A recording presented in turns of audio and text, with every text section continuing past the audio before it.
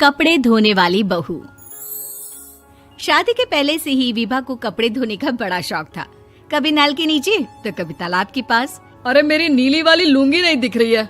विभा की अम्मा, कहाँ रखी है लुंगी? अरे वो तो विभा ने परसों ही धोकर रखी थी आपकी अलमारी में, देखो वहीं होगी। वो ना मैंने आज धो दी, मुझे लगा कि गंदी हो गई होगी। अरे कैसे गंदी हो गई थी? उसे तो मैंने पहना भी नहीं। हे भगवान, इस लड़की के कपड़े धोने की आदत से परेशान हो गया हूँ मैं। जितना तो घर में राशन नहीं आता, उससे कहीं ज्यादा डिटर्जेंट पाउडर का खर्चा है। इसकी शादी करवा दो, शादी जाए अपने घर में ही करे काम, फिर चाहे घर के कपड़े धोने हो या पूरे गांव के।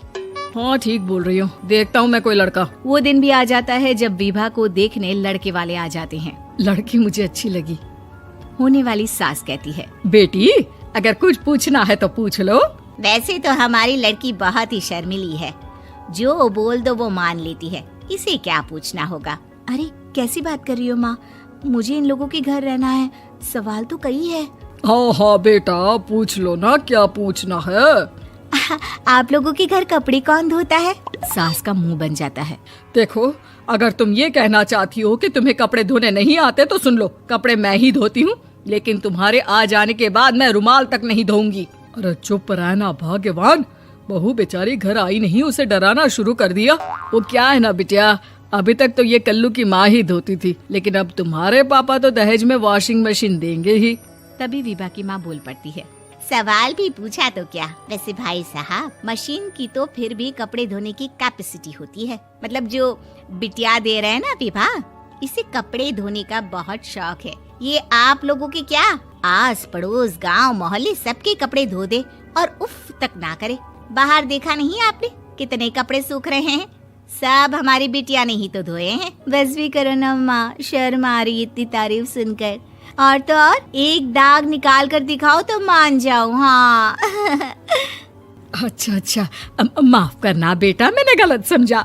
हमें तो रिश्ता बहुत पसंद है। और ऐसे जुड़ जाता है रिश्ता कपड़े धोने का शौक रखने वाली विभा का। उसकी शादी हो जाती है कोयला फैक्ट्री में काम करने वाले कल्लू के साथ। शादी के बाद अचानक विभा चिल्लाती हुई सास के पास आती है। सासू माँ, अरे सासू माँ कहाँ है आप? ये तो धोखा है, धोखा दिया आप लोगों ने मुझे। इसे ससुर के चक्कर के बारे में पता चल गया। अरे तो उसमें तुझे क्यों धोखा मिला है? अरे नल में पानी नहीं आता, कपड़े कैसे कब धुलेंगे? अच्छा, तू पानी नहीं आ रहा उसकी बात कर रही है। तो आपने क्या सोचा? कुछ नहीं। अच्छा, तेरी माँ ने कहा था कि कपड़े धोने का शौक है तुझे, याद आया मुझे।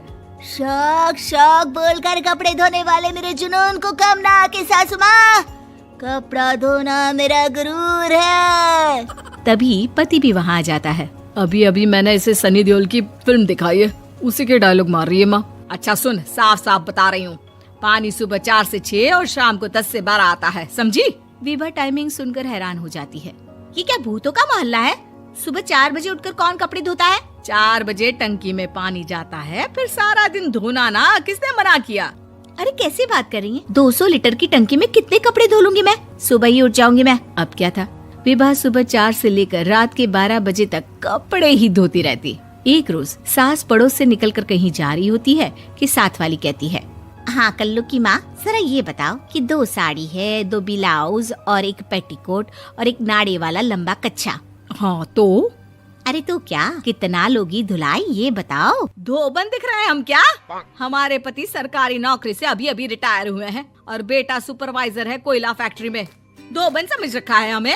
हाय रे कल्लू की अम्मा, माफ कर दो, वो तो मोहल्ले में यही सब बता रहे थे कि तुमने बहू को कपड़ा धुलवाने के काम में लगा दिया है। सास को पड़ोसन की बात सुनकर गुस्सा आ जाता है। वो घर पहुंचती है जहां घर के बाहर ही इतने सारे कपड़े सूख रहे होते हैं जितने कि किसी धोबन के घर पर। अरे ओ कल्लू की दुल्हन, बाहर निकल।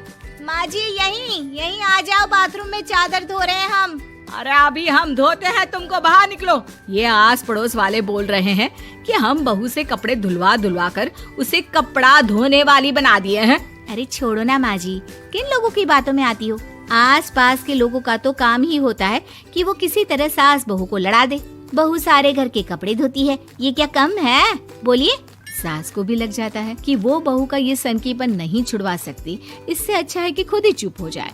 एक रोज सास और बहू मंदिर जाते हैं, जहाँ सास की साड़ी वहाँ खड़ी भीख मांगने वाली से मिलती है। माँ जी क्या बात है, आपकी साड़ी उस भिखारन से कितनी मिल रही है ना? हाँ हाँ देखो तो, दोनों की साड़ी मिल रही है। क्या बात है कल्लू की अम्मा, तुम खुद को तो अफसर की बीवी बताती हो और ऐसी सिंपल सी प्लेन साड़ी पहनकर घूमती हो।